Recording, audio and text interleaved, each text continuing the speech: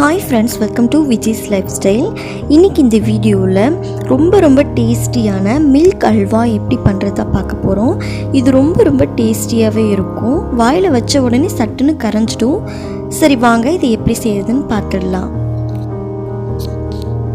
இந்த அல்வா பண்ணுறதுக்கு ஒரு பேனில் 1/2 லிட்டர் அளவுக்கு சூடாக காய்ச்சி ஆற வச்ச பால் எடுத்திருக்கேன்.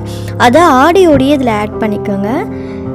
இது நல்லா பொங்கி வந்ததுக்கு அப்புறமா அந்த ஆடை எதுவுமே ரிமூவ் பண்ண வேணாம். ஸோ அதோடையே நம்ம காய்ச்சி எடுத்துக்கலாம். 1/2 லிட்டர் பால் 1/4 லிட்டருக்கு அளவுக்கு சுண்டி வரணும். ஸோ அந்த ஸ்டேஜில் நம்ம லெமன் ஜூஸ் ஆட் பண்ணிக்கலாம். ஒரு 2 ஸ்பூன் அளவுக்கு லெமன் ஜூஸ் இதில் ஆட் பண்ணிக்கோங்க. உங்ககிட்ட லெமன் ஜூஸ் இல்லை அப்படின்னா வினிகர் கூட நீங்கள் ஆட் பண்ணிக்கலாம். வினிகர் ஆட் பண்ணுறதா இருந்தால் 1 ஸ்பூன் அளவுக்கு வினிகர் ஆட் பண்ணி எடுத்துக்கோங்க. ஸோ வினிகர் ஆட் பண்ணாலும் நமக்கு பால்லாம் லைட்டாக திரிய ஆரம்பிக்கும். இது நம்ம பக்கத்துலேயே இருந்து பண்ணிட்டு இருக்கணும். ஸோ இதை ஆட் பண்ணிவிட்டு நல்லா கலந்துட்டே இருங்க.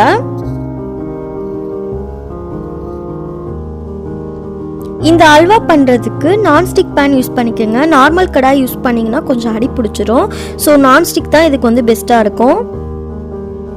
இப்போ நம்ம லெமன் ஜூஸ் ஆட் பண்ணதுக்கப்புறம் நல்லா பால்லாம் திரிஞ்சு வந்திருக்கு.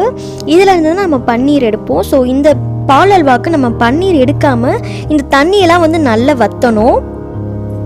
இந்த தண்ணியெல்லாம் வற்றினதுக்கு பிறகு தான் நம்ம இதில் சர்க்கரை ஆட் பண்ண போகிறோம். இது நம்ம பக்கத்துலேயே இருந்துட்டு பண்ணணும். அப்போ தான் நமக்கு அடி பிடிக்காமல் கிடைக்கும். ஸோ தண்ணி ஓரளவு நல்லா வற்றினதுக்கு பிறகு இதில் நம்ம சர்க்கரை ஆட் பண்ணிக்கலாம்.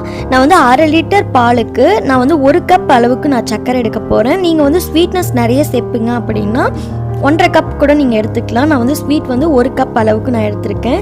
ஸோ சர்க்கரை நம்ம ஆட் பண்ண உடனே அது நல்லா மெல்ட் ஆக ஆரம்பிக்கும். ஸோ சர்க்கரையை ஆட் பண்ணிவிட்டு நல்லா கலந்துட்டே இருங்க.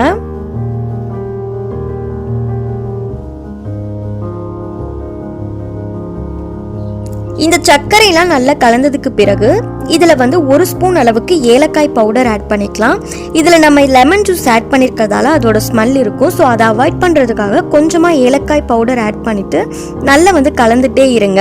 ஒரு 10 நிமிஷம் நல்லா கலந்துட்டே இருந்தீங்கன்னா அந்த தண்ணியெல்லாம் வற்றிட்டு நமக்கு சுருண்டு வந்துடும்.